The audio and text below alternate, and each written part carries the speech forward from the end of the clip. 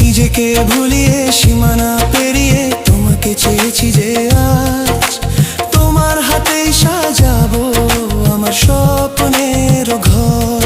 আমি তোমার প্রেমে পড়ে দুনিয়া ভুলে গেছি।